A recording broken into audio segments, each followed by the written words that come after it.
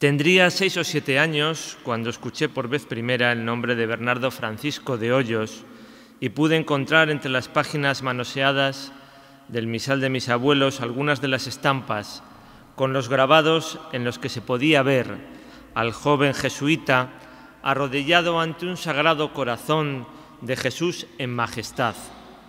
Poco tiempo después, en una mañana de sábado, mi padre me trajo por vez primera a este templo del Santuario Nacional de la Gran Promesa y me explicó qué es lo que había ocurrido aquí. Recuerdo imágenes, impresiones, más que palabras, aunque para mi padre era el lugar donde Cristo se había aparecido al joven jesuita de Torrelobatón, comunicándole que reinaría en España con más veneración que en otras partes, una conclusión que nunca se me olvidará de aquella conversación y de aquellas imágenes. Estos rasgos familiares de mi historia personal siempre han conducido mi interés por la devoción al Sagrado Corazón de Jesús y más en concreto por el mencionado, tantas veces lo voy a mencionar, Bernardo Francisco de Hoyos, consolidado después y profesionalmente por mi condición de historiador de la Compañía de Jesús y de la Iglesia. Siempre la vida está conducida por un tiempo y por una formación enmarcada por un contexto que inevitablemente nos modela.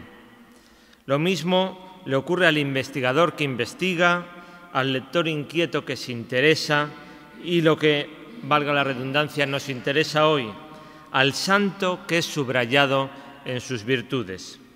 Por eso he considerado esencial entender al padre Hoyos desde su contexto histórico, el siglo XVIII, incluso desde el dibujo de su imagen, en este caso las características que para un santo se exigía en la geografía del barroco.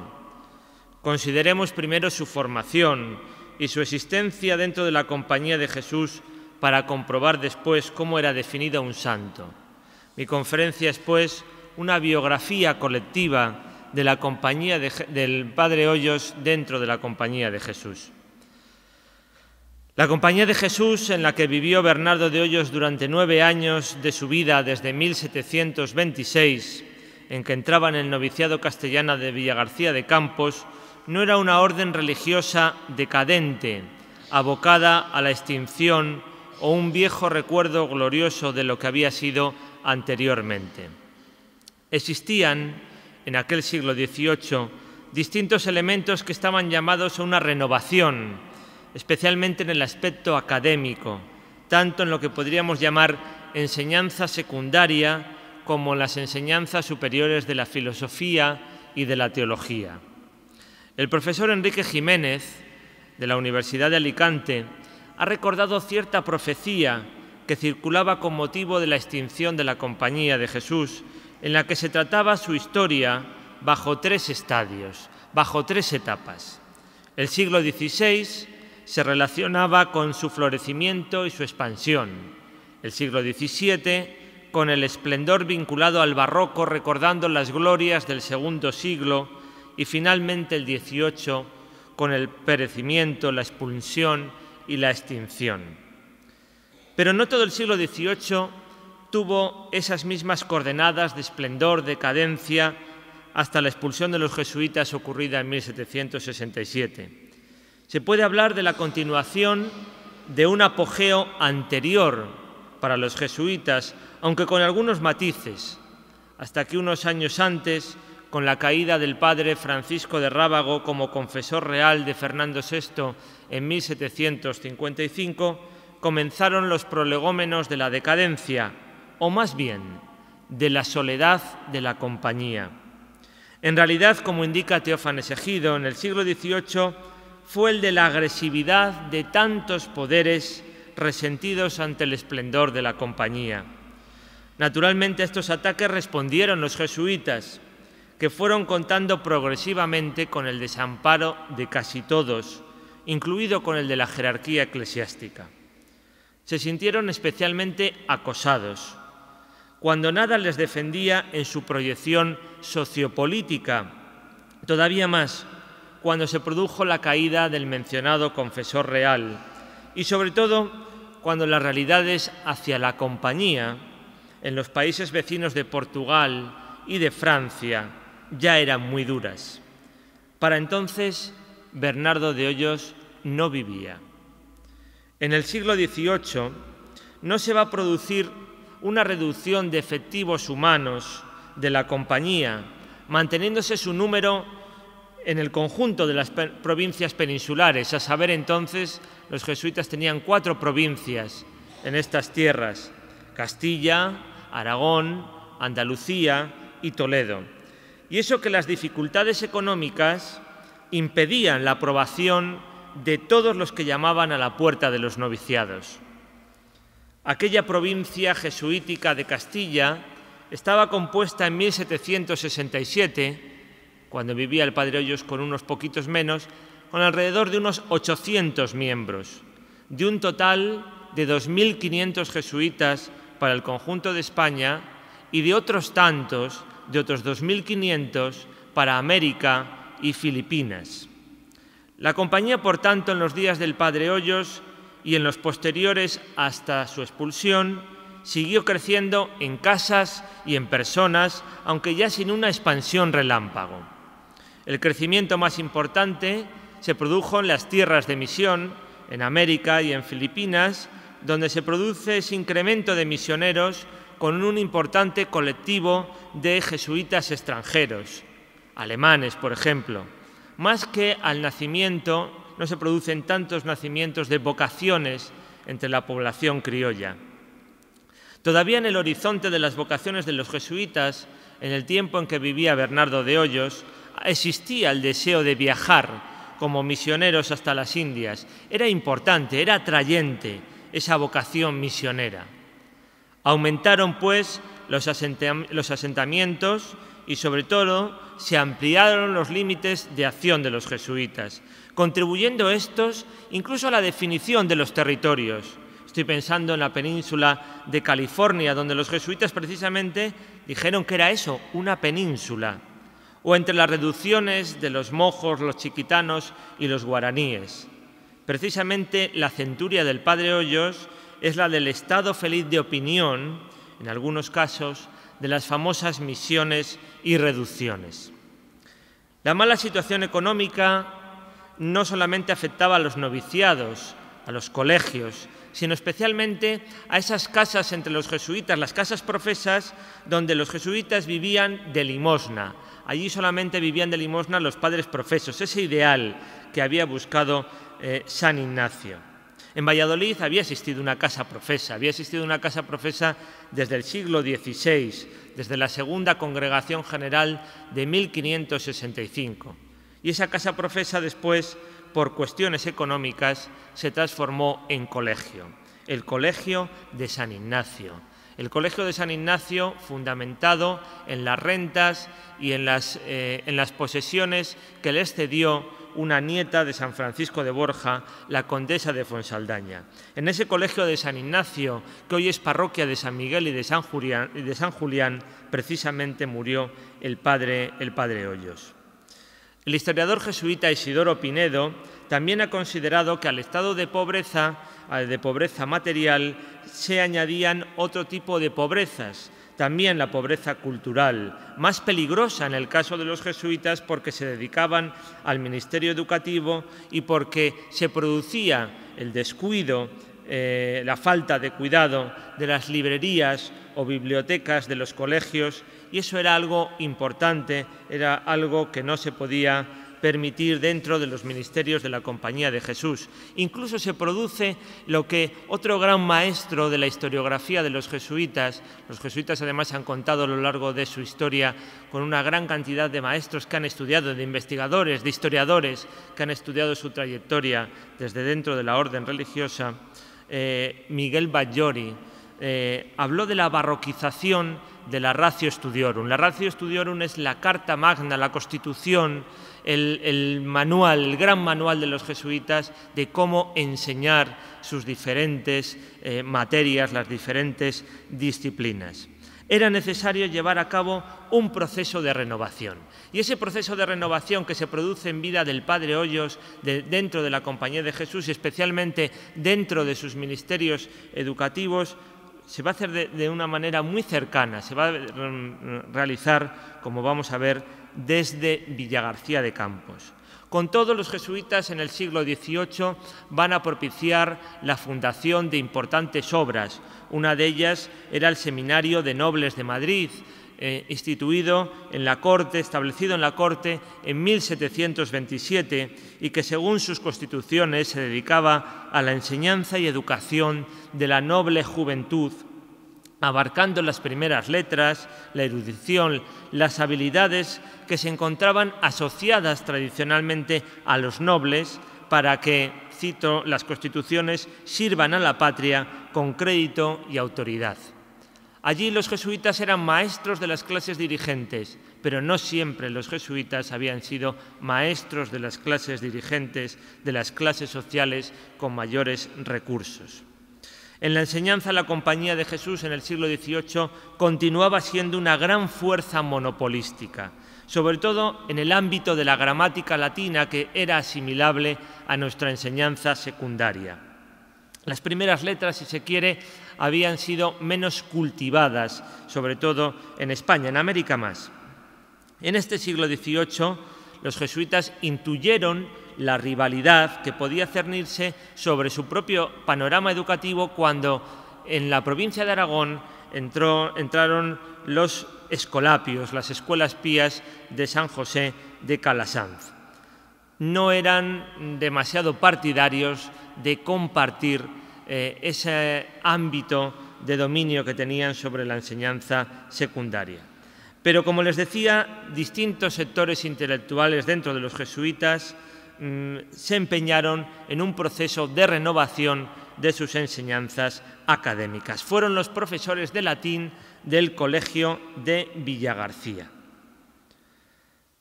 Además, en aquellos momentos, en los tiempos, en los días en que vivió Bernardo Francisco de Hoyos, los jesuitas eran los confesores reales de los reyes de España, de Felipe V, de Luis I y de Fernando VI. Y lo fueron durante 55 años. ¿Qué significaba ser confesor de un rey?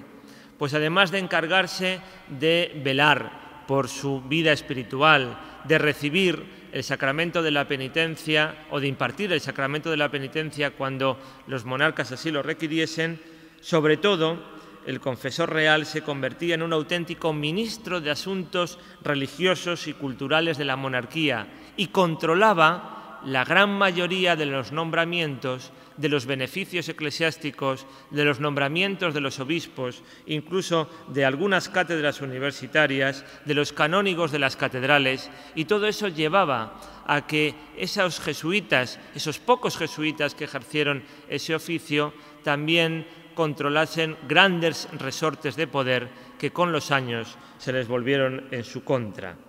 Al principio fueron jesuitas franceses que trajo consigo el primero de los Borbones, Felipe V. El primer jesuita español que desempeñó este cargo fue el padre Gabriel Bermúdez, en unos años complicados porque el rey Felipe V, con una inestabilidad emocional y psiquiátrica importante, decidió en 1724, y también un poco estando pendiente de la sucesión al trono de Francia, en renunciar al trono de España y cedérselo a su hijo. Su hijo Luis I estuvo muy poco tiempo gobernando, entre otras cosas porque una viruela le impidió que su reinado se prolongase más allá de 8 meses, tras los cuales murió. Y Felipe V decidió volver a la corona, asumir la corona de España, apoyándose en lo que su confesor Gabriel Bermúdez va a impulsarle para volver a reanudar esas funciones de gobierno, entre comillas. Después será el padre Francisco de Rábago. Francisco de Rábago fue importante en aquel ámbito de la Compañía de Jesús del siglo XVIII y fue incluso superior de Bernardo de Hoyos en alguna de sus casas. Creo recordar que fue precisamente en este colegio de San Ambrosio.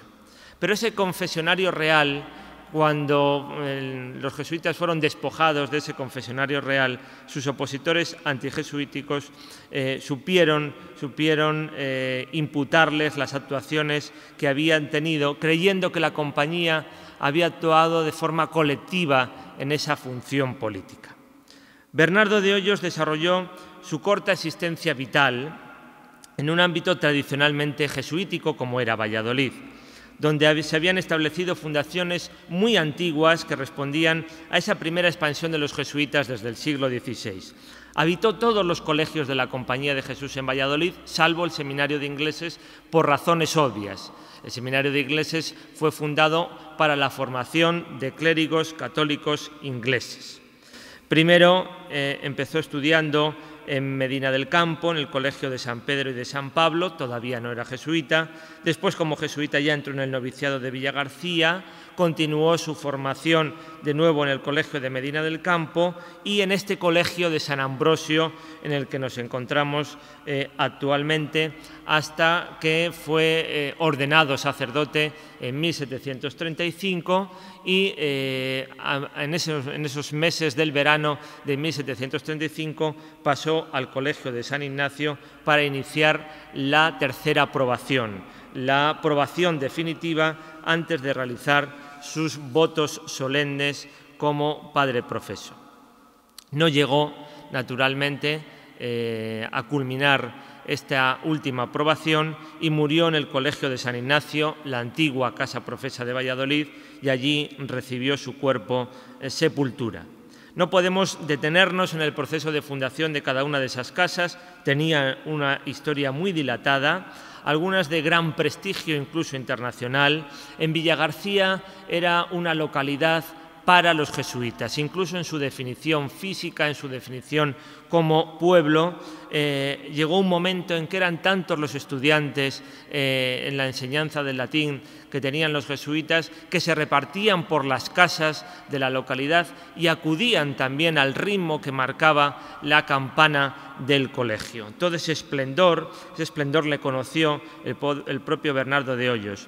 Otro de sus contemporáneos, el misionero popular Pedro de Calatayud, indicó que en ese colegio de Villagarcía existían incluso colegiales procedentes de México.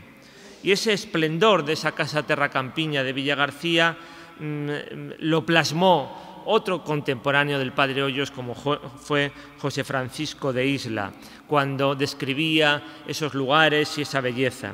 Así escribía en una de sus cartas este polémico escritor: en ninguno de los destinos que he tenido, decía Isla, he experimentado el gusto, el consuelo, la paz interior, la quietud externa y el lleno de gozo que experimento en este. Si esta es desgracia, me río yo o me compadezco de todas las felicidades del mundo. ¿Por qué decía estas palabras el padre Isla? Pues porque pensaban que Villagarcía se había convertido en un destierro para el padre Isla, que era un lugar demasiado apartado para su talento.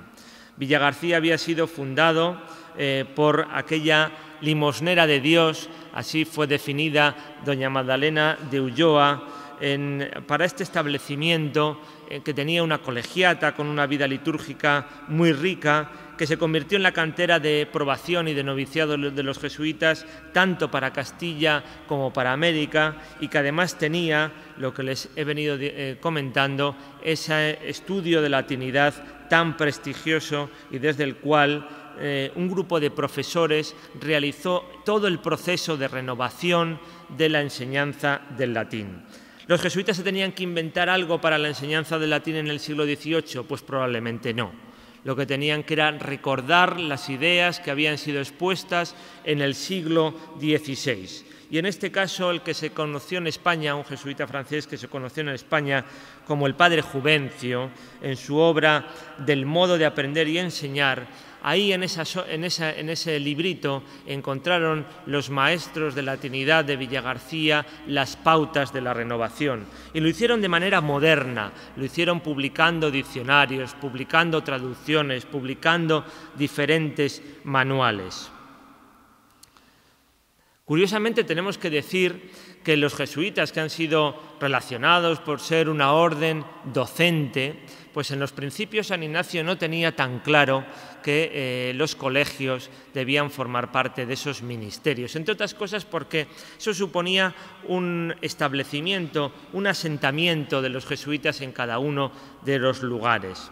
Cuando las cosas fueron cambiando, cuando fue descubriendo la gran riqueza, diríamos hoy, evangelizadora de los colegios, cuando los colegios se abrieron a los seglares, entonces la enseñanza, que ellos habían asimilado también esa metodología que habían aprendido en París, la enseñanza fue uno de los ministerios primordiales, de los ministerios de la palabra, de la Compañía de Jesús. Aunque tenían claro que lo académico no era lo más importante.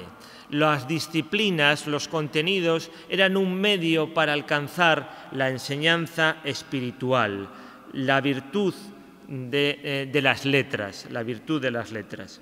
Y eso se plasma incluso cuando leemos las primeras vidas del Padre Hoyos, escrita precisamente por el que fue su director espiritual, Juan de Loyola. Pues no nos habla, no nos habla de sus estudios, quizás nos habla de esas otras virtudes extraordinarias. Era más prioritario recordar que llegaba a la lección sin haber desayunado, subrayando que era puntual y riguroso en la confesión y en la comunión, ellos que habían sido los jesuitas que fueron tan impulsores de la frecuencia en los sacramentos, que era receptivo a los consejos de los maestros, que era receptivo a la devoción que se le inculcaba de la Virgen María. Pero también esa pedagogía jesuítica era muy rica en medios, era muy rica en el establecimiento de cada una de las medidas, de cada una de las reglas, la conveniencia o no de los castigos, la elaboración de los libros de texto, el papel de la memoria, la demostración del aprendido, el teatro convirtiéndose en un elemento de la aplicación de lo que aprendían en las clases, incluso la asimilación de las piezas dramáticas con un papel moralizante. Así pues, alumno de los jesuitas, Bernardo de Hoyos decidió un día querer ser uno de esos jesuitas. Desde su nacimiento, los de la Compañía, como hemos ya empezado a intuir, despertaron inquebrantables lealtades, pero también feroces oposiciones, luchando pues con una serie de imágenes historiográficas que han convertido a los jesuitas en un ejército o milicia antiprotestante. La espiritualidad ignaciana y la jesuítica, que no es lo mismo, es un sistema, como han dicho algunos autores, un sistema de tensiones vivificantes y creativas. Los jesuitas eran religiosos que no huían del mundo, sino que más bien querían encontrar a Dios en el mundo a través de su acción apostólica, a través de sus ministerios de la palabra. Parecía que todo se encontraba reglamentado en el ideal de los jesuitas, incluso cómo mirar, cómo andar, cómo dirigirse los unos a los otros en esas reglas de la modestia. Cuando un muchacho deseaba convertirse en miembro de la Compañía de Jesús, había que pasar por aquel periodo de probación, de sucesivas probaciones, por aquel noviciado, que podía ser definido como un auténtico mundo al revés, del cual se responsabilizaba un maestro de novicios. La finalidad de este periodo de probación, de prueba, de noviciado, no era otro que el abandono de todas las cuestiones que ataban a ese candidato al mundo, tanto en el ámbito familiar como en su posición social, como en su apego hacia lo material. En el noviciado, los novicios se empezaban a habituar al ejercicio de la oración vocal y mental, a la corrección fraterna, a la adquisición de virtudes y cualidades que un jesuita debía reunir, empleo los conceptos de aquellas prácticas de novicios, a las llamadas experiencias, ya reglamentadas en las constituciones, por ejemplo, el mes de los ejercicios, los trabajos en los hospitales y en las cárceles, la peregrinación sin dinero y medios que facilitasen la seguridad, los oficios domésticos en esos noviciados, la enseñanza del catecismo y de la doctrina cristiana. Todas esas prácticas, todas esas experiencias iban a venir muy bien en el desarrollo de su posterior vida apostólica a través de sus distintos ministerios. Junto a la simplicidad humana que las virtudes parecían retratar, en el noviciado no se propiciaba un abandono de la vida intelectual, aunque nunca el estudio podía convertirse en la barrera para alcanzar las mencionadas virtudes, ni tampoco el estudio, ni el sacrificio, ni la penitencia, ni la mortificación debían perjudicar a su salud, a la salud de los candidatos y posteriormente a la salud de los jesuitas en formación. Para el tiempo intelectual de la formación sería el tiempo de los escolares. Pero en ese noviciado, no vayamos tan rápido, en ese noviciado Bernardo Francisco de Hoyos empezó a experimentar una vida espiritual muy intensa. En ese noviciado que uno de sus biógrafos, Máximo Pérez, decía que se tornaba en vida monótona, para Bernardo de Hoyos no lo fue tanto, no lo fue tanto. Y las imágenes para esa vida espiritual las nacían de los propios ejercicios. Y también de aquel periodo comenzó su correspondencia, que tantos frutos había de producirle, con un jesuita como fue el padre Agustín de Cardaveraz, que entonces era estudiante de teología en el Colegio de San Ambrosio. Hoyos estaba en Villagarcía, Cardaveraz se encontraba en este Colegio de San Ambrosio. Un gran acontecimiento vivió el padre Hoyos cuando comenzó su noviciado, y fue precisamente la canonización de San Estanislao de Kostka y de San Luis Gonzaga un 31 de diciembre de 1726. Muy famosos, muy populares han sido estos jesuitas desde aquellos tiempos, casi desde su propia vida. Estanislao no había concluido el primer año de su noviciado cuando murió, mientras que Luis Gonzaga falleció cuando no había finalizado los estudios de teología. Ambos dos eran sendos recursos para la imitación de los novicios de su tiempo. Precisamente Juan de Loyola escribió la vida de estos nuevos santos. El mismo director espiritual de Hoyos escribió la vida de estos nuevos santos. Y Luis de Losada y José Francisco de Isla entregaron a la imprenta la obra de carácter triunfal, festivo, desde su propio título, La Juventud Triunfante, publicada en 1727 con motivo de la mencionada canonización y donde se describía, entre otras cosas, las fiestas de canonización que se desarrollaron en Salamanca. Más próximo en el tiempo a Hoyos fue otro jesuita que había fallecido como estudiante de filosofía, tras haber pasado por la casa de aprobación belga de Malinas. Nos referimos a Juan Bermach, del cual había tenido en cuenta Juan Bermach también el modelo de los anteriores, de Luis Gonzaga y de Estanislao de Kostka. Según diferentes autores que han estudiado la presencia del joven de Torrelobatón en el noviciado de Villagarcía, sus propios condiscípulos afirmaban que Juan Bermach había llegado a esta casa castellana en la persona de Bernardo de Hoyos. Y no es casual que después de la beatificación se haya editado una postal, una estampita en el término antiguo del concepto, en el que precisamente se encuentran esos cuatro santos de la Compañía de Jesús: Luis Gonzaga, Estanislao de Kostka, Juan Bermach y Bernardo Francisco de Hoyos. El 12 de julio de 1728 pronunciaba Hoyos los llamados votos del bienio, tras un bienio, tras 2 años de haber sido jesuita o de haberse probado como jesuita, los clásicos de obediencia, castidad y pobreza, e iniciaba su formación intelectual. Había puesto las bases de su condición de religioso, ahora tenía que poner las bases de su formación como escolar, estableciéndose toda una jerarquización de disciplinas. Antes había pasado ya por el latín, por las disciplinas propias de las artes, ahora la filosofía y la teología. El modelo del estudiante de todo estudiante que se acercaba a la Compañía de Jesús y sobre todo del que iba a ser jesuita, no podía ser otro que el de la constancia en los estudios, la diligencia, el interés por todo aquello que no entendiese, el desarrollo de la memoria. Hombres de memoria, eso les va a venir muy bien en sus ministerios, les iba a venir muy bien como predicadores en los púlpitos, les iba a venir muy bien como confesores cuando tenían que tener claros esos casos de conciencia. Un elemento fundamental de este proceso intelectual era la llamada santa emulación. A través de ella se estimulaba una serie de alumnos con capacidades semejantes con el objeto de incitarles a la superación, según proponían las constituciones. La figura del escolar condicionó el desarrollo y la evolución propia del instituto y su expansión, su propia expansión.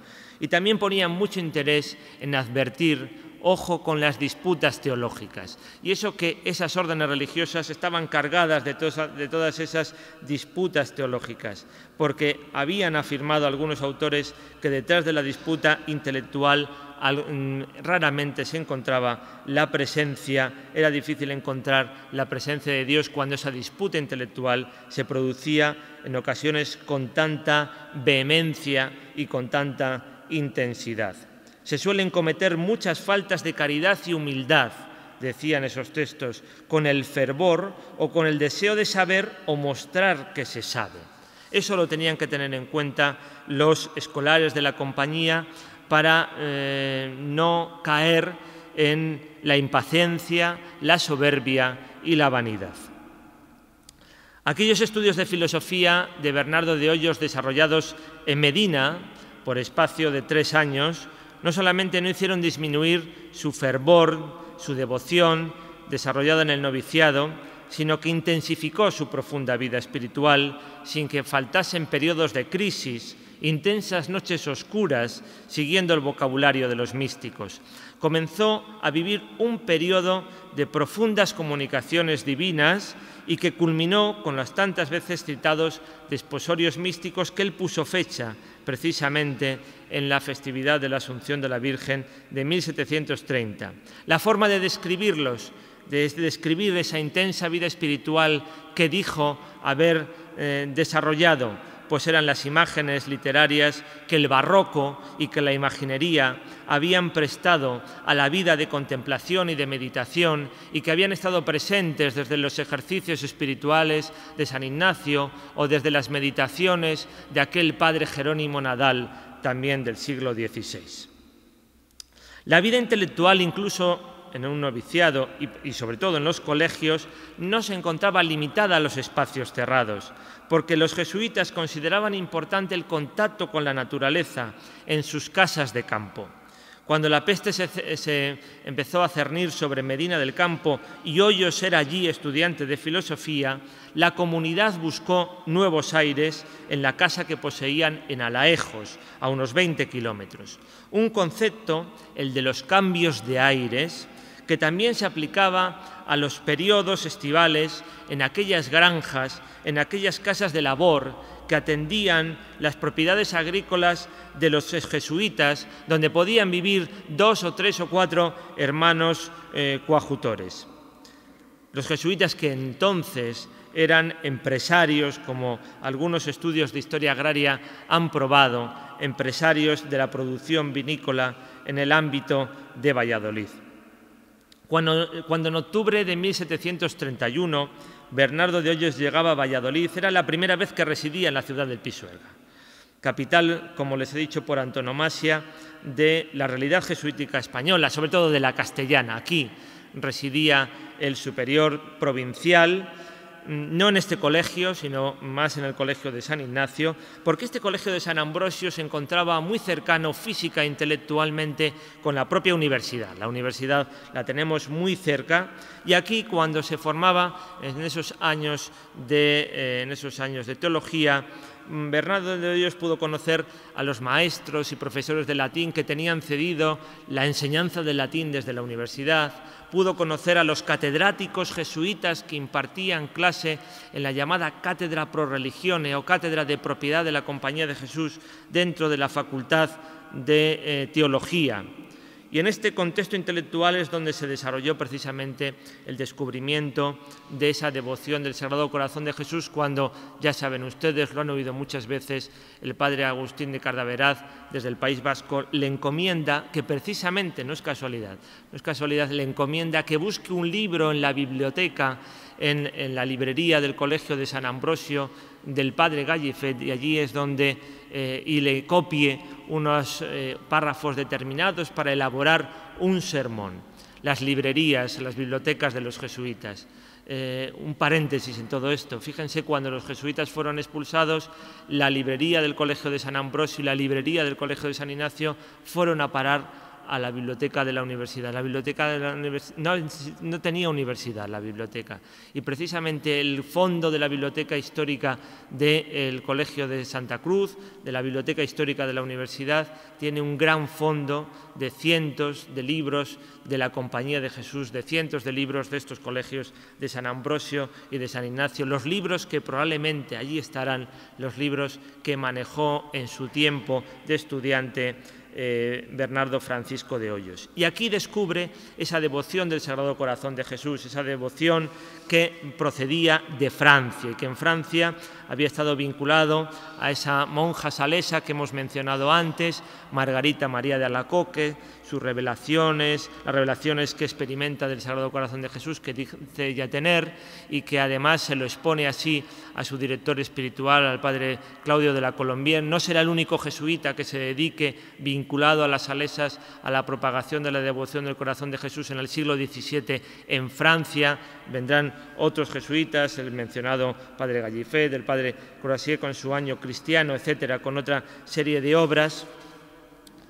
Y en esa línea de la palabra escrita, en esos libros que escriben los jesuitas también en Francia en el siglo XVII sobre la devoción del Sagrado Corazón de Jesús, se inscribe la obra del Tesoro Escondido, que escribió Juan de Loyola por impulso directo de Bernardo Francisco de Hoyos. No hicieron nada nuevo en España los jesuitas para difundir la devoción del Sagrado Corazón de Jesús. Hicieron lo que habían hecho siempre.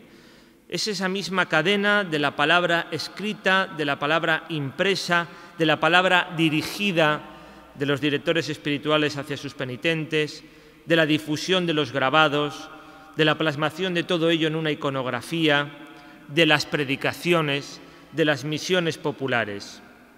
Los jesuitas, desde su nacimiento, eran maestros de la palabra y pusieron esos medios al servicio de la difusión de la devoción del Sagrado Corazón de Jesús. Reinaré en España han sido las más repetidas, conocidas, exitosas también, comunicadas, enseñadas. Un mensaje del siglo XVIII, descontextualizado en las centurias siguientes, interpretado de manera literal, no solamente desde el punto de vista geográfico, sino también desde el propio contenido, llegando a ser incluso politizadas. A la gran promesa no le hizo nada bien los inflamados discursos patrióticos que experimentaron posteriormente en la historia de España. Porque reinaré en España, la gran promesa que recibió Bernardo de Hoyos, es manifestación de que esta devoción también se encontraba destinada para el mundo católico hispano y no solamente para su metrópoli, también para sus Indias. Bernardo de Hoyos creía haber recibido esa encomienda no como vanagloria personal, sino pensando que era imposible entender esta devoción sin su presencia hispana. Para Bernardo de Hoyos era imposible entender, es importante que lo repitamos, la devoción del Sagrado Corazón de Jesús sin que estuviese presente en España y en el ámbito de España. El reinar con más veneración tenía un claro sentido comparativo frente a lo importante que podía ser ya en otros países y lo poco relevante, casi unánimemente desconocida, que lo era en España esta devoción en el siglo XVIII, incluso dentro de la Compañía, con la excepción de Agustín de Cardaveraz y del entonces Bernardo de Hoyos y de esos hombres que realizaron un primer equipo de difusión. El estudiante teólogo, Bernardo de Hoyos, tendría que convencer a los grandes hombres de la palabra en Castilla dentro de la Compañía para que le ayudasen y se empeñasen con él en este horizonte devocional. Fue valiente, joven, formado, pero con falta de experiencia, recurrió a los hombres que tenían más experiencia dentro de la provincia de Castilla de la Compañía de Jesús.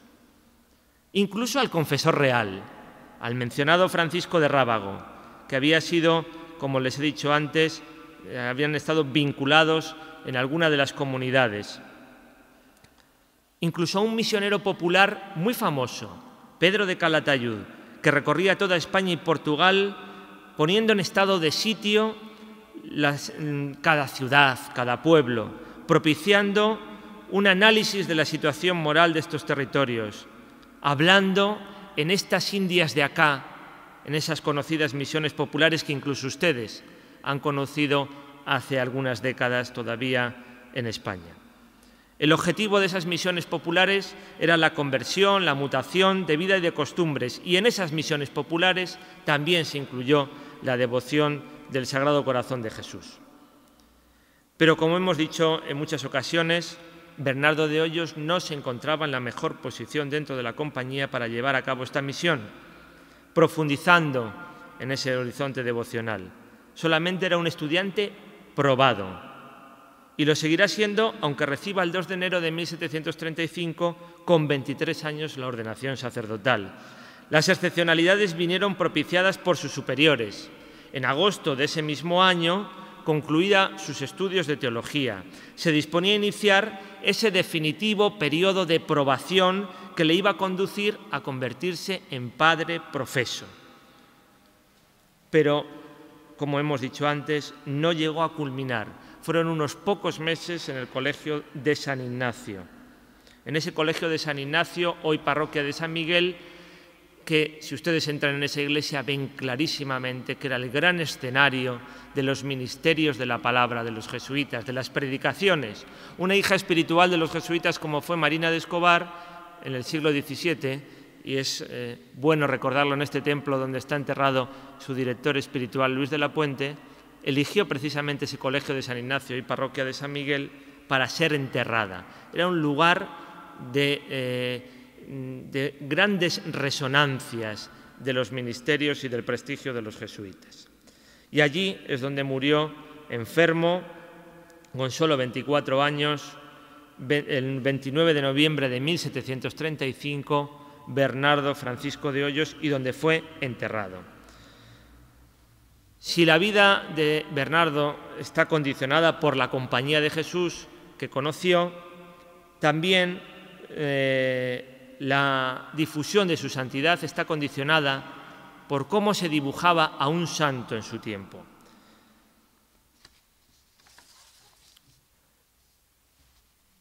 La proyección eclesiástica de un santo siempre es de gran complejidad, pero aún lo será más después de haber pasado el tiempo de la expulsión y de la extinción para un santo dentro de la compañía de Jesús. ¿Alguien duda que para leer la proyección del Padre Hoyos sea necesario considerar realidades históricas tan distintas como la expulsión de los jesuitas en 1767, las sucesivas extinciones y ataques recibidos por los de la compañía durante el siglo XIX y XX, las prioridades de estos de sobrevivir, de tener que hacer y deshacer maletas de manera continuada cada vez que existía una revolución en España, o incluso las coordenadas eclesiales de los católicos y de la Iglesia en España durante el siglo XX? Todo ello nos permite afirmar con rotundidad histórica que la beatificación de Bernardo de Hoyos en el 2010 es un auténtico milagro, después de todas esas circunstancias en que se vio influida la compañía de Jesús. Y eso mismo se lo podríamos aplicar a otros hombres que en aquel siglo XVIII se convertían en opositores de la compañía de Jesús. Era impensable en aquel siglo XVIII ser devoto del corazón de Jesús y estar apoyando lo que escribía el obispo de Puebla de los Ángeles y de Osma, Juan de Palafox. Juan de Palafox tuvo un enfrentamiento serio, directo, con los jesuitas en el siglo XVII en América, y se dirigió incluso al Papa para exponerle los defectos de los jesuitas en las llamadas cartas inocencianas. Pues fíjense lo que es la historia y también la historia de la presentación de los santos. La beatificación del padre Bernardo de Hoyos y de Juan de Palafox se han separado algunos meses. Aquel 3 de abril de 1767, los colegios de la Compañía de Jesús de toda España amanecieron cercados por los militares, sin saber los jesuitas la razón de aquella estrategia que les expulsaba inmediatamente de esta monarquía, firmada la decisión por Carlos III y reservándose las razones para su real ánimo. Sabemos que cuando salen de este colegio de San Ambrosio se despiden de la tumba del padre Luis de la Puente. Cuando salieron los jesuitas del colegio de San Ignacio, ¿pudieron despedirse de la tumba del padre Hoyos? No hay constancia documental.